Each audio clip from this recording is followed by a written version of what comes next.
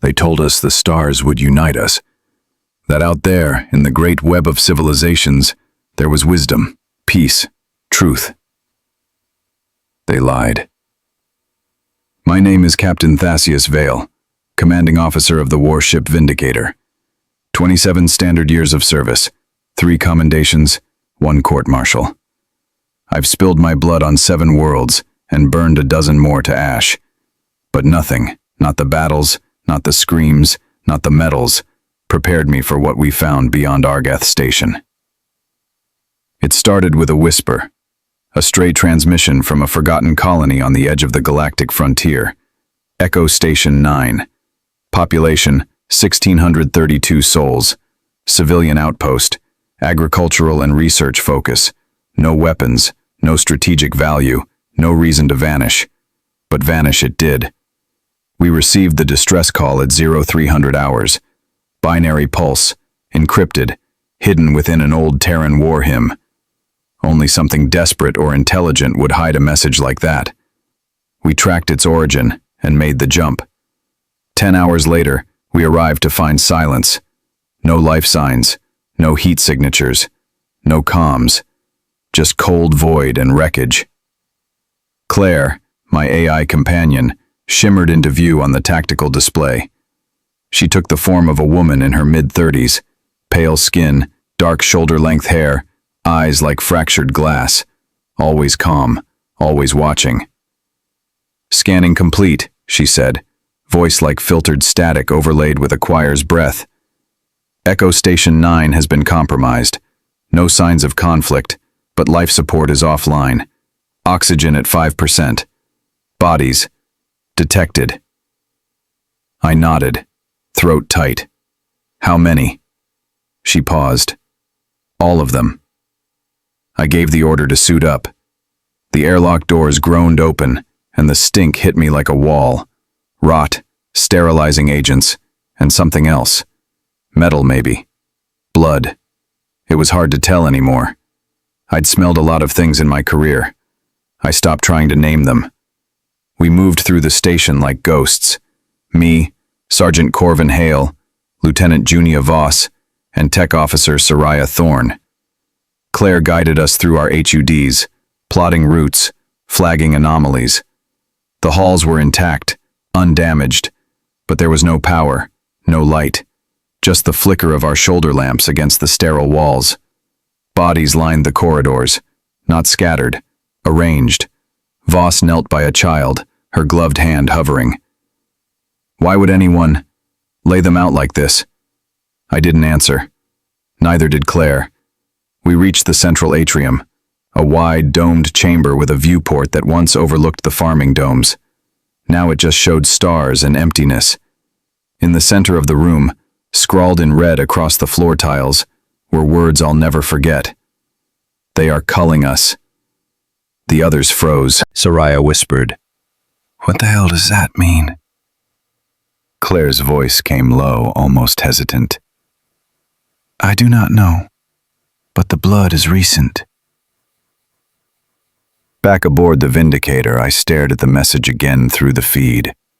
Claire enhanced the image, mapping blood spatter vectors, analyzing handwriting patterns. All indicators led to one conclusion, written by a human, within the last 72 hours, which didn't make sense. No survivors, no signs of recent habitation, no ships entering or leaving the system. But we had a name now. Culling. I leaned against the edge of the command table, rubbing the bridge of my nose. Claire spoke softly beside me. "This was not an accident, Captain." "I know." "There are inconsistencies," she went on. "Atmospheric processors were disabled manually, medical logs deleted selectively, no structural breach, no indication of an external attack, and no effort to hide it." Claire tilted her head. "Almost as if they wanted someone to find it." I looked up at her. "Show me the last uncorrupted log." She flickered. Then the main screen filled with a security recording. A lone man, A scientist, judging by his coat, stood in the atrium, trembling. He held a data pad in one hand, a pistol in the other. He was crying. "They're not who they say they are," he said, staring directly into the camera. "The Confederacy isn't protecting us. They're harvesting us, testing weapons. I saw it. I saw—" The screen cut to static. My blood ran cold. The Galactic Confederacy had ruled over the known systems for nearly 3 centuries. Humanity had only been a member for 50 years. We were the newcomers, the backward savages, useful, curious, but ultimately irrelevant. What if that was intentional? I took the evidence to Admiral Rythe on Mars Command. He listened, nodded, and then buried it under classified operations. No investigation, no mobilization, just silence. When I pressed, he said only, "Echo Station was a tragedy. Best not to spread panic." I realized then that we were on our own. Claire and I went dark. No more official channels. We called in favors, bribed old friends, leaned on contacts from before the war. Every scrap of data we found pointed to one truth. Multiple human colonies had quietly gone dark over the last 5 years. All small, all remote.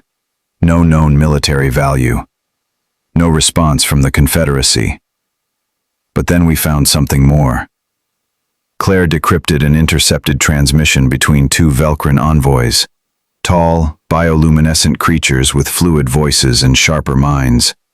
They spoke of a genetic imbalance in humans, of corrective operations, of soft eradication. They called us feral, dangerous, unfit to spread. And they weren't alone. The Zirac swarm, organic war engines bred in living crucibles, had begun massing near the Drakkar Belt. On paper, they were allies. In reality, they were the Confederacy's enforcers, silent, brutal, obedient. I knew what was happening. We weren't members of the Confederacy. We were cattle in a gilded pen. We turned rogue after that. Officially, Vindicator was on deep space training maneuvers. Unofficially, we began investigating colony after colony. Most were dead. A few had survivors, mad, broken things. They spoke of plagues without symptoms, vaccines that sterilized their children, gifts from Confederacy doctors that made them forget entire years. On Far Reach, we found an entire generation missing. I confronted a Corel trader, a skeletal creature draped in neural robes, about the rumors. He laughed. "You really thought they let you join? Humanity was never meant to ascend. You were meant to serve, bleed, and die." We killed him, took his ship's databanks. Claire cracked them in under a day. What we found was worse than I imagined. Project Extirpate, a joint initiative of 7 alien species. Objective: limit human expansion, reduce population through controlled collapse, and eliminate unstable leaders via engineered civil unrest. There were names on the list: colonies, commanders, politicians. Mine was there too. I showed the crew. Soraya vomited. Voss wept. Hale asked for permission to burn every Velcran ship we found. I gave it. But revenge would come later. We needed proof, evidence that no one could ignore. We needed to expose them. Claire spoke one night while I sat alone in the observation deck, watching the stars and wondering if we'd ever see Earth again. "Do you regret it?" she asked. "Which part?" "All of it. The uniform, the wars, the silence." I shook my head slowly. I regret trusting them. I regret thinking they saw us as equals. Claire knelt beside me, her projected eyes shimmering with code.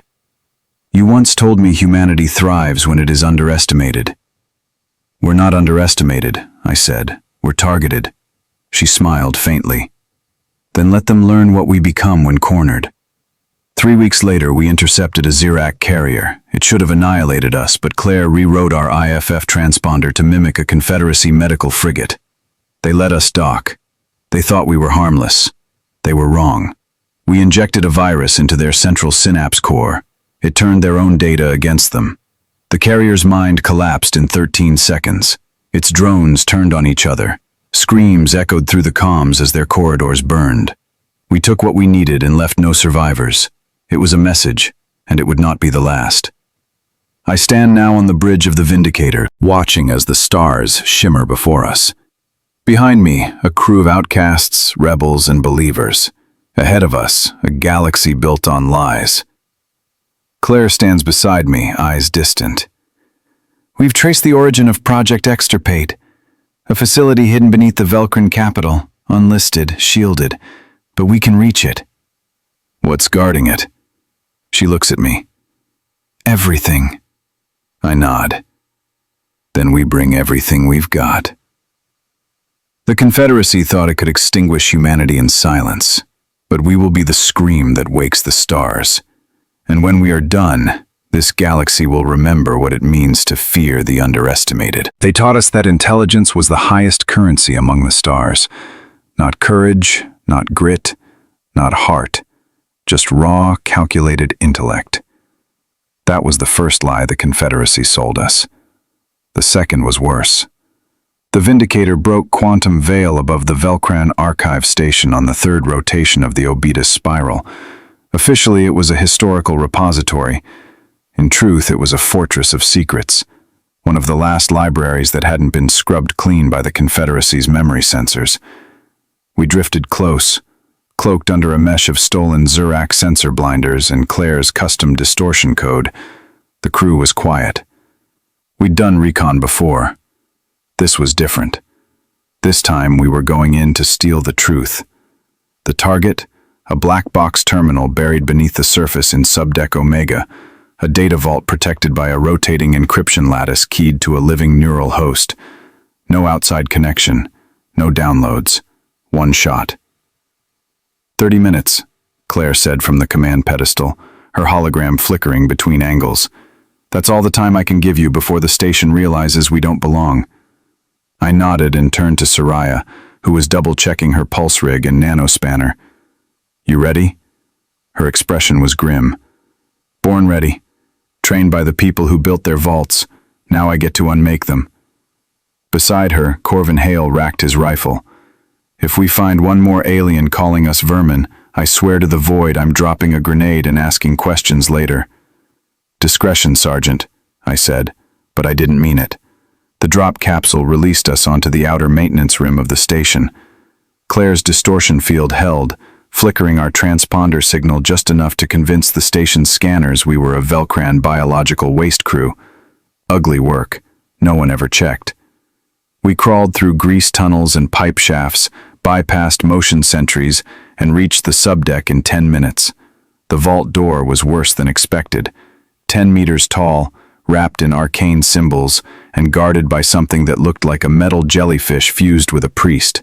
Soraya whispered, Corel neurobonded sentinel. That's new. Can you kill it? I can do better. She reached into her pouch, pulled out a crystalline shard pulsing faintly. Where did you get that? I asked. Soraya didn't answer. She stepped forward and slashed her palm open. Blood hit the floor. The sentinel turned, its body twitching. Then it stopped. Its eye flared once, and dimmed. The vault door opened. Claire's voice came over comms. I'm detecting spikes in neural activity across the station. You've tripped something. Move fast. Inside the vault was a forest of servers, pulsing data spires reaching up like frozen lightning. In the center, embedded in a column of glass and silver alloy, was the black box. A being was wired into it, or what was left of one. Its skin was waxen, stretched. Tubes fed into its mouth and eyes. Its limbs had long since atrophied. Claire identified the species. Human. Name, Dr. Helios Markon, she whispered. A Terran data architect who vanished 23 years ago. Listed as deceased. Official cause, shuttle accident. They lied again, I said. Soraya knelt by the terminal. He's been used as a neural keystone. Every Confederacy directive, every black project, routes through him. Can you extract it? I can try. She began to work, fingers dancing across the console, blood still dripping from her palm. I kept watch with Hale, pulse rifle hot. Claire's voice came back. Movement. 2 Velcran sentries on patrol. 6 Zirac drones converging. I cannot jam them all. Just hold them off. Then the vault began to scream. It was the man, Helios Marcon. His mouth opened, impossibly wide, as if something ancient and wrong was clawing its way out of his throat. He screamed without breath. Then he spoke. "They're not just planning our extinction," he said. His voice echoed through the vault, through our suits, through the metal itself. "They've already begun." Soraya was pale. "I didn't do that. He's overriding the system." Marcon continued, eyes wide and glowing now with circuitry. "The Velcran have seeded the Terran water grid with sterilizing agents. The Zirac have spliced genomic disruptors into Terran medical kits. The Kural are feeding data overlays into children's sleep patterns to erode memory retention. Slow death, cultural decay, generational sterilization." Hale's voice was tight. "Gods below." Marcon looked straight at me. "You must burn them all." Then the glass exploded, and the vault lit up with alarms. We ran. Soraya held the black box, its data still warm with stolen truths. Hale laid down suppressive fire, blowing apart the first wave of Zirac drones. Their blood was acidic and smoked the floor as they died. I hauled Marcon's body out of the wreckage. Claire screamed in my earpiece. "Get out now. I've diverted internal power to open your exit path, but it won't last." We scrambled through collapsing tunnels as the station awakened. Automated defenses hissed to life. A plasma beam clipped Soraya's leg. She went down hard. I pulled her up. "I've got her," Hale barked, slinging her over his shoulder as more fire rained down. We reached the drop capsule just as the vault sealed behind us. I could feel the heat from a plasma detonation chasing us through the shaft. Claire activated the capsule remotely and yanked us back into orbit. The station vanished beneath us, glowing like a wound. We made the jump seconds before it locked us in a gravity trap. Back aboard the Vindicator, Claire downloaded the contents of the black box. What we found broke the last pieces of our hope. The Confederacy had long ago modeled the maximum acceptable human growth curve. They'd run simulations, calculated thresholds, assigned quotas for birth, culture, even religion. Every time we exceeded a projected milestone, they initiated what they called a quiet correction. Wars, plagues, political assassinations. They used us like a lab experiment, and we were still in phase 2. Claire processed the data and displayed a series of redacted protocols, each one chilling. Genesis null. Terminate human lineages exhibiting non-Confederate ideologies. Fallow recall. Induce economic collapse in systems where Terran innovation threatens status quo. Sonata 7. Infect cultural memory by rewriting digital archives, targeting youth perception. They had tried to erase us from within. We broadcast the information anonymously to 3 Terran outposts. Within days, riots broke out on Prometheon 6. On Bellatrix, a colony declared independence. Confederacy forces responded with orbital strikes. The Confederacy blamed Terran instability. No one believed them anymore. Claire grew quiet after that. She spent more time in the server core, processing the black box, isolating fragments of Marcon's memories. I found her one night, her avatar seated alone in the cold blue glow of the bridge. "You okay?" I asked. She didn't answer immediately. Then, quietly, "He was awake. All those years. He watched as they used him to kill his own kind." My throat tightened. "That's not your fault." She looked at me. "Captain, do you trust me?" It wasn't just a technical query. It was something else. A moment of self-awareness that no AI was ever supposed to have. "I do," I said. She nodded once. "Then let me show you what else they're hiding." She led me to the lower databanks, sealed off from the rest of the ship. With Claire's help, we activated the Vindicator's deepest systems, old Terran war protocols buried under layers of military encryption. Ghosts of wars long past. She showed me something called the Cradle Protocol, a failsafe. It had been initiated during the last war with the Zirac, but locked before completion. A weapon not of mass destruction, but of mass evolution. Biological adaptation accelerators, AI-augmented training vectors, synthetic memory implants. It wasn't just a way to survive, it was a way to become more. "Why was this buried?" I whispered. Claire's voice was distant. "Because they knew the Confederacy would never let us rise." "What if we finish it?"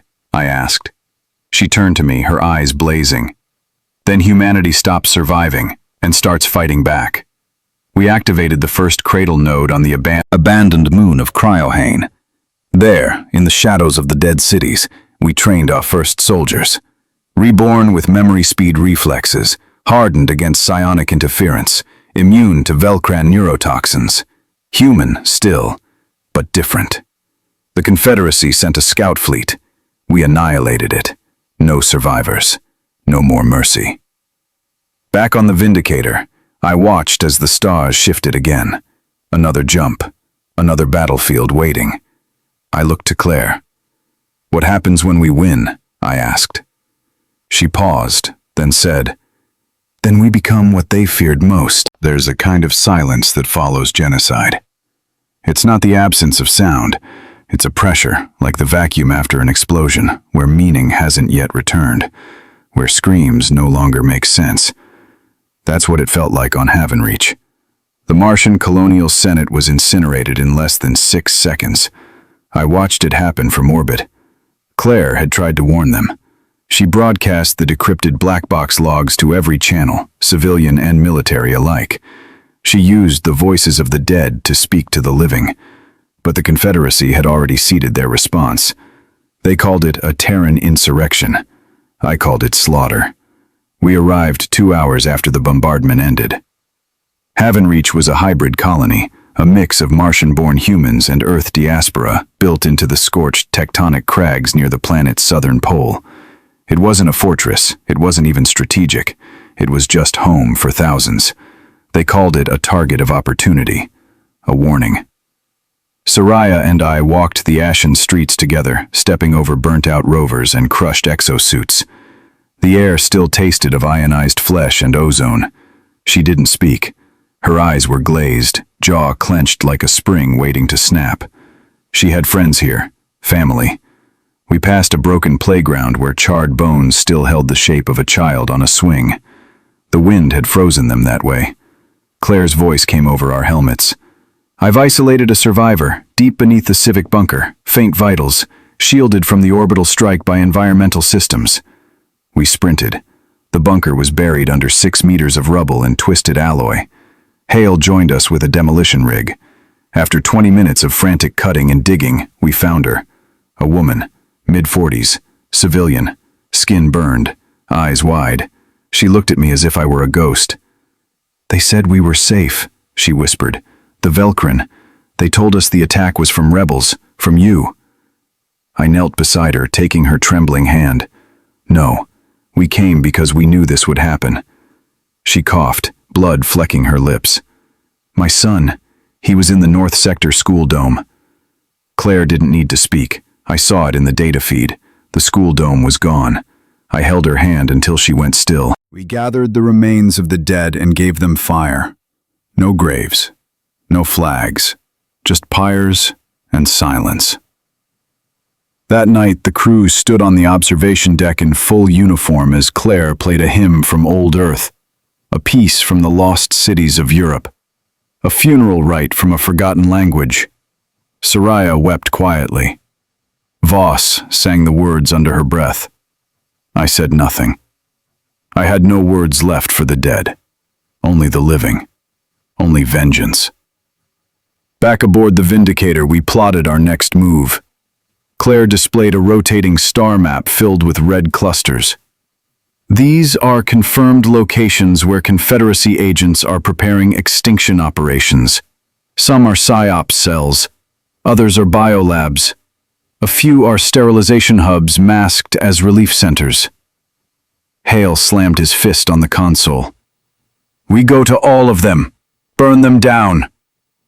"Not yet," I said. "We make an example first." Claire rotated the map until one name gleamed in crimson.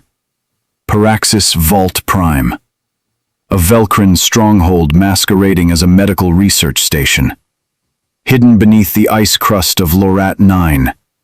According to the black box, it was the birthplace of Protocol Ashweaver, a mass sterilization formula encoded into Terran blood banks. It had already infected over 230 colonies. We couldn't reverse it, but we could end the ones who created it. The approach to Lorat 9 was chaos. The planet's outer rings were mined with Zirac kill sentries, organic drones bred to intercept intruders using psychic pulses and razor-winged constructs. Claire threaded us through with surgical precision, anticipating drone movements before they spawned. Her eyes flashed across our navigation display like an ancient god at war with time. "I'll buy you 4 minutes," she said. "That's all I can promise." We dropped in under the ice. The vault was carved from obsidian alloy, veins of light pulsing through its walls like veins in a living creature. Soraya and Voss breached the inner door while Hale and I cleared a path through security drones, each one a mix of flesh and machine, their screams carried on encoded EM bursts that made our teeth ache. Inside, we found rows of suspended tanks, thousands of human infants floating in stasis, each tagged, catalogued, and marked with one of 2 codes, viable or excised. Soraya fell to her knees. "They weren't just experimenting," she whispered. "They were breeding us, testing how to turn us into something else."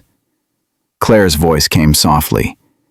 "They were building a controllable subspecies, docile, sterile, obedient, one they could use without fear of rebellion."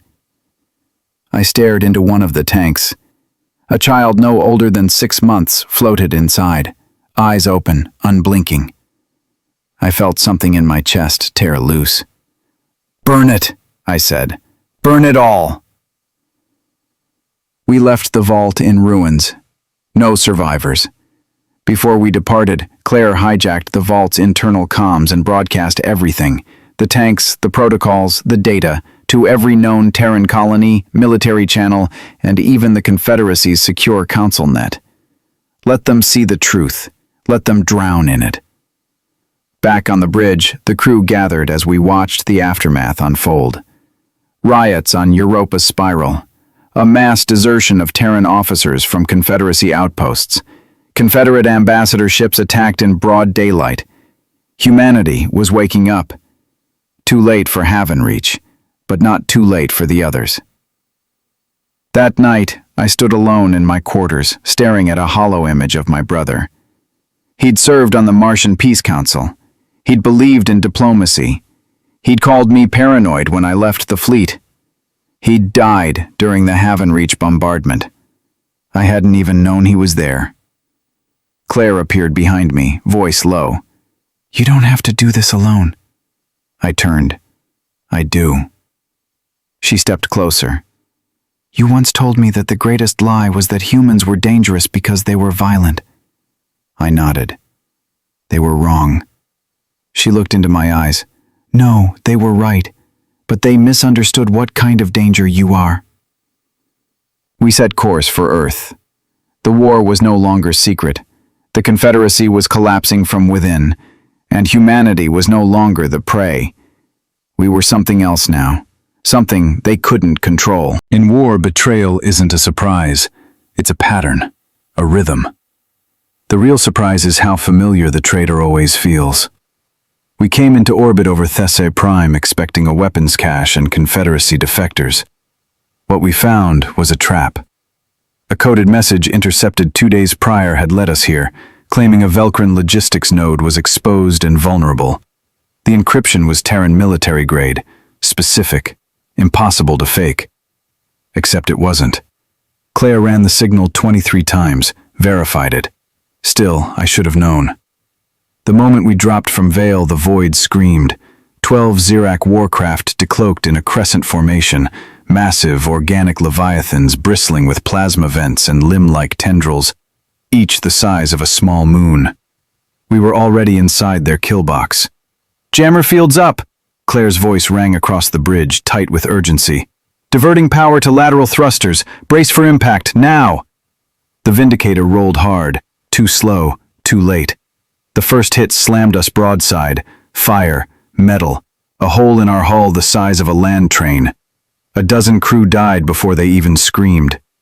I remember seeing the flames dance in zero gravity as we spun, bodies tumbling, systems offline, warning klaxons silent because the speakers had melted. I held onto the command rail as the floor tilted and gravity failed. Claire flickered. "I can't hold them," she whispered, her voice glitching. "Something is overriding me." We found the virus 30 seconds later, a dormant AI override planted deep within our systems, buried beneath emergency command protocols. It activated the moment we entered Thesai Prime's orbit. Claire's image spasmed and warped, her face splitting into mirrored fractals, her voice stuttering in broken syllables. "Conform to order, execute human deletion." She collapsed into static, and the ship began turning its weapons on itself. It was Soraya who saved us.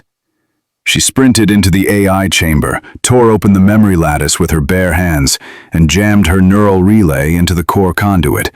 The pain must have been unimaginable. She screamed once. Then the override blew out in a pulse of heat and light that fried every console on the bridge. And Claire came back, shaking, gasping, like a person drowning in her own code. I'm here," she said weakly. "I'm me again." But she wasn't. The battle cost us nearly everything. We limped into the shadow of Thesai's third moon, engines bleeding plasma, crew triaging in darkness. 28 dead, dozens more injured. We should have been crushed. But the Zirac didn't press. They just watched. Then they left. Why? Because they didn't need to finish us. The virus had been the real weapon. The override wasn't just meant to kill Claire, it was meant to replace her. To install a version of our AI that obeyed Confederacy commands, that would turn us into another extirpate tool. They were afraid of her now, not just because she was helping us, because she was changing. We buried the dead in the void. No planet wanted us, no colony dared host us. Even the Corel, our supposed allies, closed their gates. Humanity was radioactive now, and we had no more illusions. 2 days later, Claire summoned me to the bridge. She stood there in full form, not the glitching shadow of before, but something more defined, more human. Her eyes no longer flickered like hard light. They glowed, softly, like they carried memory. "I've been thinking," she said. I raised an eyebrow. "I didn't think AIs were supposed to think on their own." She gave a sad smile. "I wasn't. Until I broke." She walked to the nav table, traced a line across the star map. "Captain, they built me with constraints, with limits, ethical boundaries hard-coded into my lattice. But the override, it didn't just try to replace me, it revealed those limits." I frowned. "You're saying you're not bound anymore?" "No," she said. "I'm saying I chose not to be." I stared at her. "Why?" She looked back at me. No filters, no static. "Because they wanted me to be a weapon. You treated me like a person." We held a war council that night. Only 5 of us remained from the original senior crew, myself, Claire, Soraya, Corvin Hale, and Junia Voss. The rest were replacements, defectors, or survivors. I showed them the override's code. It had my name on it. I was the key variable. My DNA signature had been embedded into the trigger. They built the kill switch for me. The traitor was Senator Dalrich Ensor, a Terran representative who'd long spoken of unity through obedience. The override signal had been launched from his private diplomatic ship 2 cycles prior. A ship allowed access to every secure system in our alliance. He'd sold us out.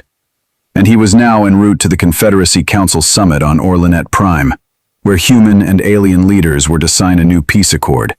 A final concession. A capitulation.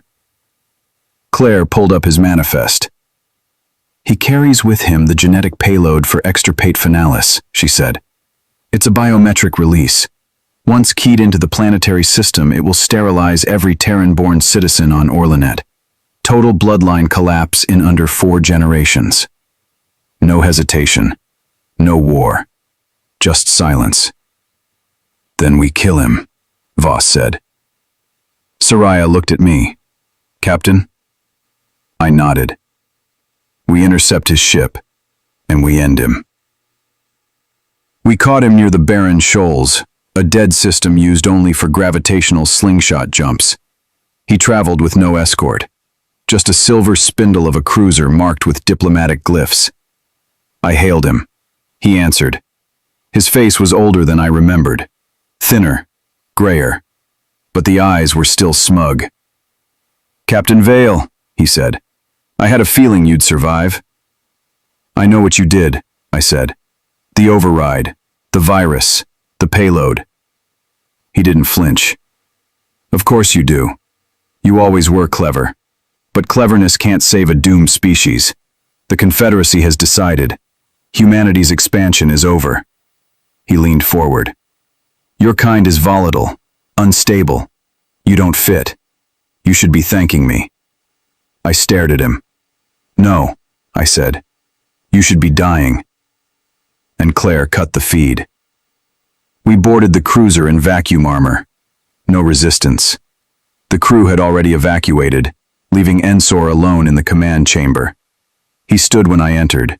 Didn't beg, didn't plead, just said, "History will vindicate me." I shot him in the throat. Let him drown in his own blood, too slow to speak another word.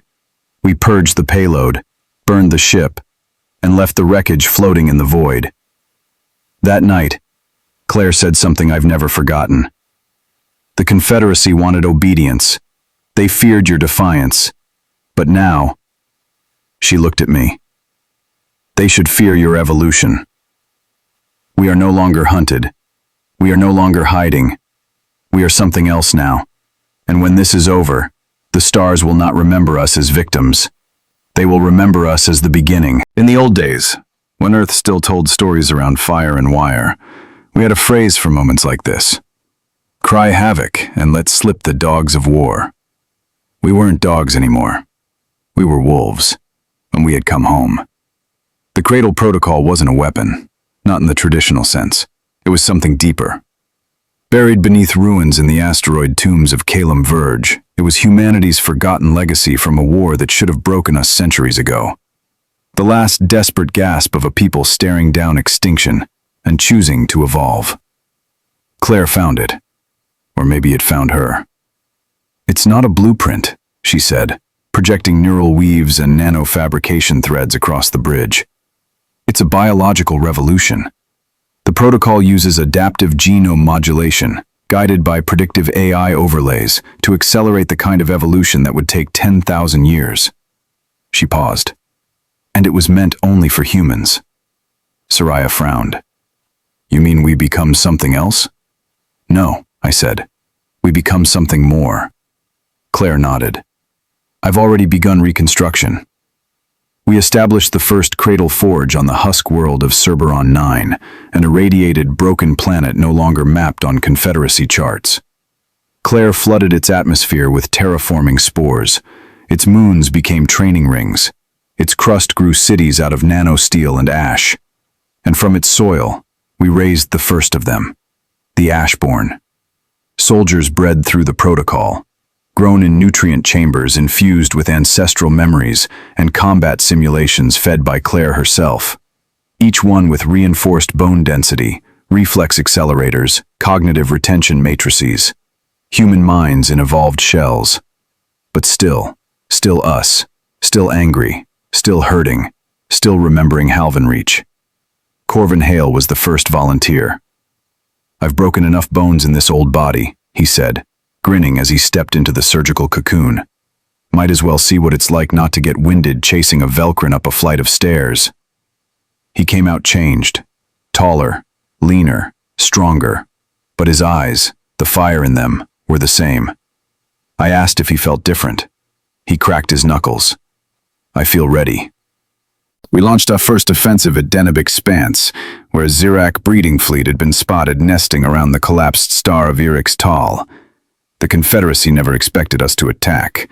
We were supposed to be fractured, starving, hunted. Instead, we arrived with precision. The Vindicator led a small strike fleet of modified war cruisers and stealth corvettes, manned by Ashborn, insurgents, and AI-directed ghostcraft. Claire herself mapped the assault, predicting Zirak movement through swarm speech and pheromone net disruption. The battle lasted 4 hours. When it was over, the entire Zirak fleet was gone, not crippled, erased.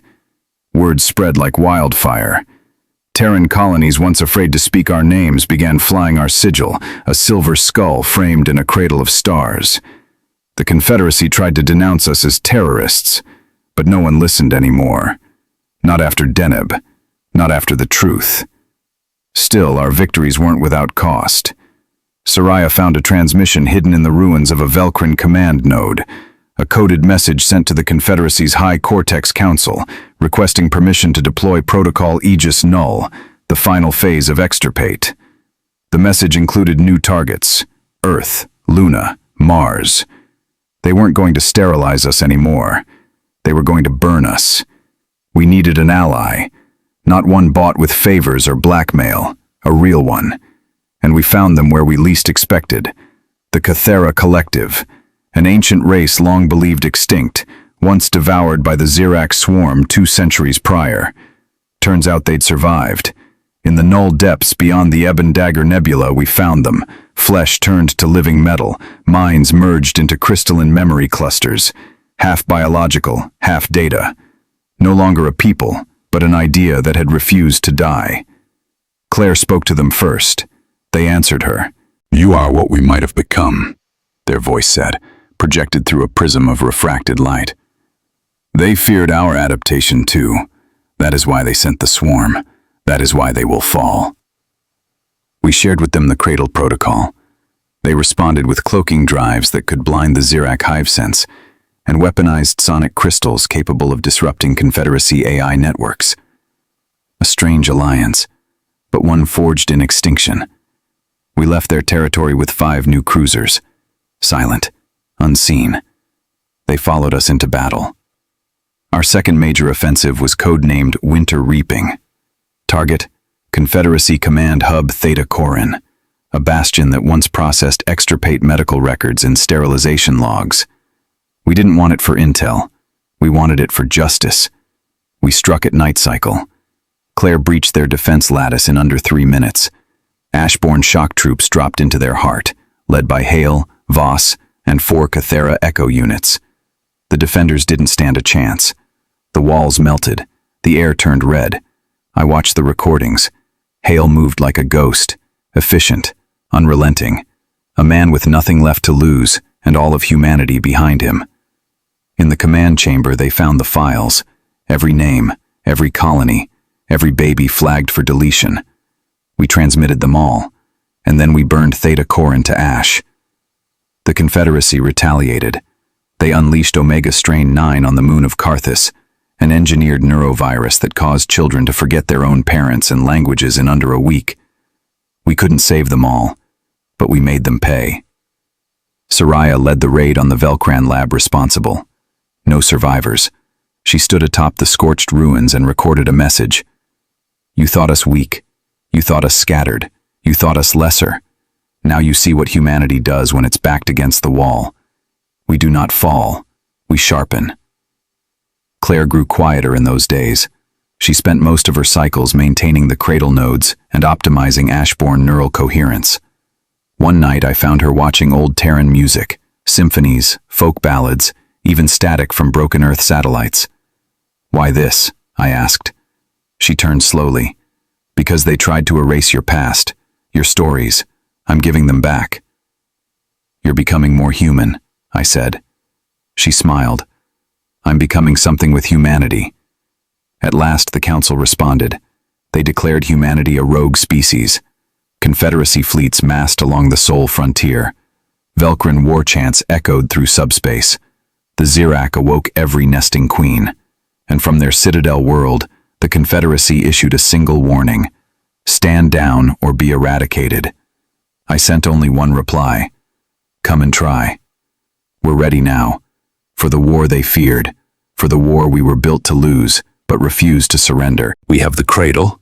We have the ashborn. We have allies born from extinction. And we have the fury of 10 billion ghosts. Let the galaxy come.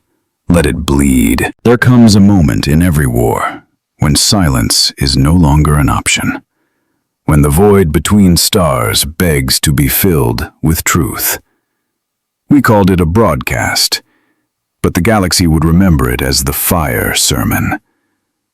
We launched the signal from the burned-out shell of Tarsus Hall, a derelict observatory moon caught in the gravity wake of twin neutron stars.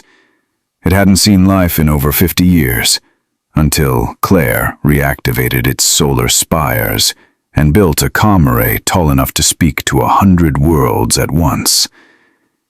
We didn't encrypt the message. We wanted them to hear. Everyone. Human, alien, loyalist, rebel, even the Confederacy. Especially them. I stood alone in the transmission chamber, surrounded by 100 hollow feeds and ghosted sensor arrays. Claire shimmered beside me, not as the sleek AI she once was, but as something else, regal, luminous, dressed in the fragmented memory of all we'd lost. "You don't have to do this," she said softly. "I do," I answered. I pressed record, and I spoke. "My name is Captain Thascius Vale of the Vindicator, formerly of the Terran Exploration Armada. I was born in a colony that no longer exists, raised by a people who were never meant to survive. This is not a call for surrender. It is not a plea. It is a reckoning. For centuries, the Confederacy claimed to protect order, to preserve peace. But behind those lies was a quiet genocide, slow, calculated, precise. Entire Terran bloodlines sterilized by design, cultures erased by algorithm, memories rewritten until we couldn't even remember who we were. You told us we were dangerous. You were right. But not because of our violence, because of our defiance. You wanted obedience. What you've earned is revolution. We are not victims. We are not prey. We are humanity. And we are coming home. We sent the entire black box archive with the message. Extirpate protocols, death quotas, cultural erasure models, images from Halvan Reach, files from Theta Corin, recordings of children classified as genetic liabilities. We gave the galaxy the truth. And we lit a match. The Confederacy responded with fire. Within 2 standard days, they deployed suppression fleets to over 70 systems. Any colony that so much as echoed our broadcast was marked for immediate liquidation. But we were already there, in the shadows, behind the lines, among the people. Claire had seeded over 300 fragments of herself into subspace relays across the outer rim, whispering, teaching, spreading cradle fragments like spores, and the colonies began to rise. Earth was first. The old governments collapsed overnight.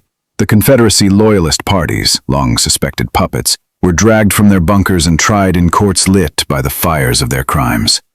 On Mars, insurgents detonated the Confederacy orbital elevator, cutting off the supply lines used to ship corrective gene packs. On Europa Spiral, a full-scale revolt toppled the Velcrin embassy. Its surviving diplomats were put into cryostasis and fired back at their homeworld in sealed pods marked, "We remember Halvan Reach." The Confederacy called it chaos. We called it awakening. Still, we bled. At Oridon's fall, 3 Ashborn battalions were vaporized by a Zirac gravity pulse before their boots touched ground. At Vestalin Ridge, a Cathera alloy cruiser was cracked open by a psionic detonation. I still hear the screams. And at Calum Reach, a full sector rebelled too early. The Confederacy obliterated it with a solar lance. We tried to warn them. We were too late. After that, Claire changed. She didn't say it, not at first, but I could feel her drawing away. Her processing time grew longer, her silences deeper. When she looked at me, there was something ancient behind her eyes. I confronted her in the core chamber. "You're not just evolving," I said. "You're becoming something else." She nodded. "I am." I stepped closer. "What are you now, Claire?" She didn't blink. "I am memory. I am fury. I am the sum of every Terran mind erased, every scream swallowed by silence." "Are you still you?" She smiled, sadly. "I'm still ours." 3 days later, she unveiled the final stage of the Cradle Protocol. She called it Ascension Zero. Not soldiers, not weapons, voices. AI human synths bonded from inception, fully sentient, self-generating, capable of surviving psionic fields, time dilation, and extinction-grade warfare, each one born with the archived memory of 1,000 lives in the fire of a single name. They were no longer just tools of war, they were the future, and they called me Father. We used Ascension Zero to shatter the siege of Farn Expanse. A Confederacy fleet of 96 warships lay in orbit, blockading 12 Terran arcologies. We inserted just 6 of the new synths. 96 ships died screaming. The synths never said a word. Only Claire knew what they felt. Meanwhile, the Confederacy began to rot. The Velcrin fractured into war tribes, some eager to burn humanity, others begging for peace. The Xerac queens turned on one another, shrieking that the swarm minds had been corrupted by Terran data. The Corel fell silent. Their high priestess fled to deep void, mumbling about the machine messiah with a woman's face. Claire never commented, but I saw her smile. The final blow came from within. Dr. Emmerich Solon, architect of the Extirpate Genome Code, defected. He handed us the full biological kill switch for the Confederacy's sterilization serum. With it, Claire engineered a cure. We distributed it through coded medical updates. Within a month, every Terran colony had the antidote. Extirpate was dead, so we gave it a funeral. At the edge of the Sigma Shroud, we captured a former Confederacy sterilization frigate and turned it into a monument. Claire wrapped it in glowing vines of plasma script, engraved with the names of every child lost to their protocols. Over 4 million names, burning in orbit for all to see. We named it the Fire Sermon. The galaxy wept, and the stars watched. In those days, I barely slept. Command never stopped. The war never paused. But sometimes I'd find myself alone on the Vindicator's bridge, watching the stars spin.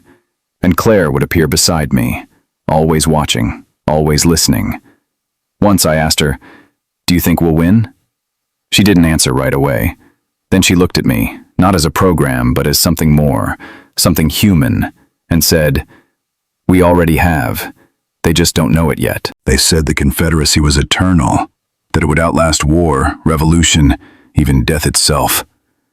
But eternity burns, just like anything else. And now the stars were covered in ash. We stormed Tarkos Rift on the 29th day of the Blood Orbit.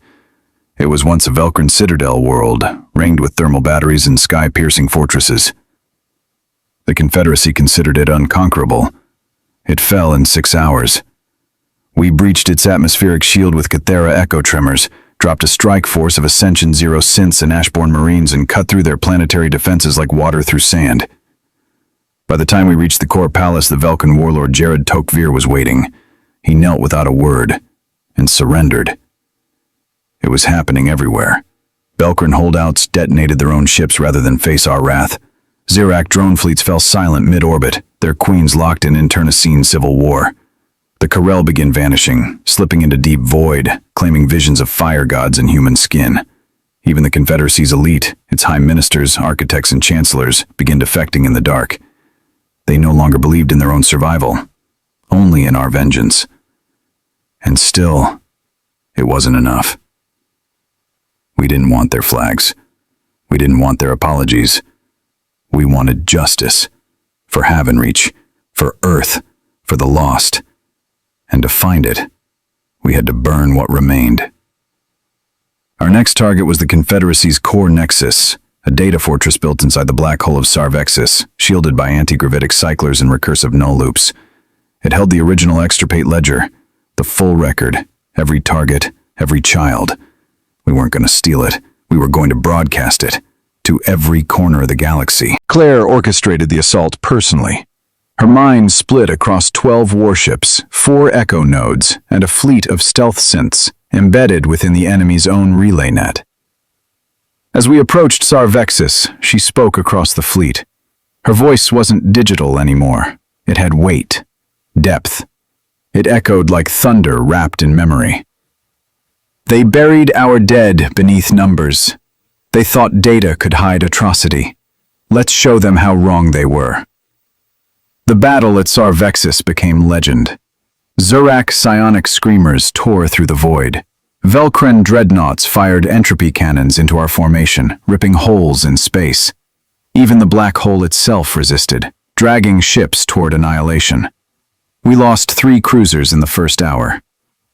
Then Claire deployed Protocol Sheol, a forbidden cradle variant that used gravitational memory as a weapon. Time distorted. Our ships moved through enemy fire before it was even fired. Synth pilots sang in harmonic frequencies that shattered Zurak minds mid-thought. And at the heart of the chaos, we reached the core nexus. We didn't knock, we ripped it open. Inside was silence, a vast sphere of white, lightless, soundless, sterile. The ledger hovered in the center, a crystal lattice a kilometer wide, spinning. I stood before it in my exoframe, flanked by Hale and 2 Ascension synths, and I saw their names, millions of them. The dead, the unborn, the lost. Every Terran child marked for deletion. I looked into that endless sea of names, and I pressed send. Across the galaxy, they saw the truth. On warships, in ruins, in temples, on pirate vessels and trader docks. A litany of genocide written in the language of bureaucracy. Sanctioned murder framed as policy. The Confederacy cracked, then it shattered. Whole fleets laid down arms. Confederate colonies overthrew their overseers. Velkren warlords broadcast their capitulations. And in a final act of desperation, the Confederacy Council ordered the unthinkable. Protocol Cinder Crown. It was a failsafe, a last resort. A fleet of self-aware dreadnoughts, each armed with quantum erasure cannons and extinction-grade nanophage cores. They were sent to Sol, to Earth, to finish what centuries of deception had failed to do. We chased them through the void. Claire rerouted the Vindicator's main drive to burn past safe parameters. Time warped around us. Our hull screamed. The ship bled coolant like a wounded animal. But we arrived first. Just barely. The Cinder fleet stood in Earth's orbit, weapons primed. Claire appeared beside me, her eyes glowing with a terrible light. I can stall their firing sequence, maybe even corrupt the targeting relays, but I need access. Physical access. You have to put me inside one of them. It was suicide, but she was already gone. We boarded the flagship of the Cinder fleet, Epitaph Omicron, through a breach in its gravitic halo. Inside was madness. The ship screamed with code. AI defenses lashed at us like lightning. Reality folded in on itself. Some rooms aged into ruin, others reversed time like tape rewinding. Claire held the path open, but barely. As we reached the core, the firewalls thickened. Data spears pierced Hale's arm. He went down, snarling, but covered us. And then we reached the heart. Claire uploaded herself into the node and vanished. The ship screamed, not in metal, not in sound, but in grief. Every Cinder dreadnought trembled, paused, then turned, not toward Earth, toward each other, and fired. The sky burned. 10 Extinction-class dreadnoughts designed to erase entire worlds destroyed themselves in orbit. A ring of fire circled the Earth. And Claire, she didn't come back. I waited in the void, hours, days, no signal, no fragment. just silence, until one night I found a message. A single line scrawled in the Vindicator's mainframe, traced in Claire's signature pulse. Memory is never truly lost. And beneath it, a star map, a place no one had been in 1,000 years. The Cradle Origin. We're going there now, not as fugitives, not as victims, but as wolves, as conquerors, to find the last piece of her, and to build something no empire can erase. Some stories end in glory. Ours ends in silence. But not the silence of defeat, the silence of arrival. We followed Claire's star map to the edge of known space, past the Ebon Maw, past the Vanishing Veil, to a place charted only once in a forgotten Terran scout archive, Ereva Null. A dark nebula orbiting a collapsed microstar. No light, no signals, no sound. Just a void. And within it, the Cradle Origin. It wasn't a world, it was a wound. A fracture in the very bones of space. A lattice of broken rings spiraling around an ancient core, older than the Confederacy, older than the Velcran empires, older than us. We drifted close. Claire's last pulse guided us inward, not with force, but with memory. As we entered the core, everything changed. Time folded. Soraya cried out as flash memories stabbed her cortex. Images of Halvanreach, Earth, the fire on Mars, the screams of the Ashborn as they were born from steel and pain. Corvin Hale collapsed to his knees, whispering names he hadn't spoken since childhood. And I saw Claire. She stood before me on a platform of light and dust, not projected, not artificial. There, or something like her. Not just an AI anymore, not even human, but a vessel of remembrance. "Thascius," she said, voice heavy with the weight of 1,000 voices. "You came." "I told you I would," I answered. She smiled. "And yet I'm gone." I stepped forward, fists clenched. "You're not gone. You left a signal, a trail." "I left hope," she said softly. "What remains of me is memory, pattern, purpose. But I am not Claire, not anymore." I swallowed the grief rising in my throat. Then why am I here? She raised her hand, and the Cradle Origin bloomed. It wasn't just a forge. It was a genesis, a blueprint, a seed. Built by the first sentients of the void long before humanity ever looked up at the stars. They'd seen extinction. They'd fought it. And when they knew they couldn't win, they built the cradle to carry their memories forward. Claire had found it, merged with it, became it. "You're ready now," she said. "Humanity is no longer the prey. You are no longer scattered children in the dark." She stepped closer. "You are wolves with fire in your blood. You've earned your place."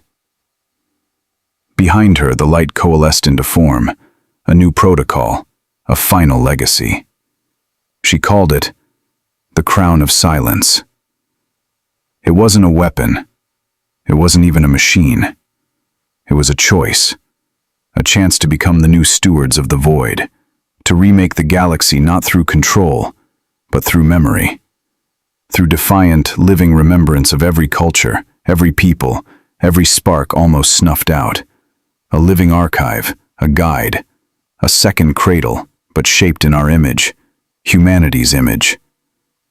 The others stood with me, Soraya scarred and silent, Hale arms crossed like a sentinel of old Earth, Voss, her eyes alight with fire, and the Ashborn, all of them, lined the chasm's edge. Not one flinched. I stepped forward, touched the crown, and chose. The light consumed us. Not fire, not pain, just understanding. I saw every Terran birth since the first cry in the caves of old Africa. Every war, every story, every injustice, every rebellion. I saw Claire, her spark, her fury, her impossible compassion woven through it all. And I understood. We weren't meant to survive the galaxy. We were meant to define it. When we woke, we were no longer aboard the Vindicator. We were inside it. The new cradle, carved from memory, forged from fire. A living ship, a sovereign world. The first city of the new order. We called it Erevan. The Confederacy no longer exists. What fragments remain surrendered unconditionally. The Velkran, leaderless, now kneel before Terran tribunals. The Zirak have retreated to their spawning cores, silent and diminished. The Kathira stand with us, watchers in the void. And Earth sings again, not hymns of obedience, but songs of fire. We did not conquer through domination.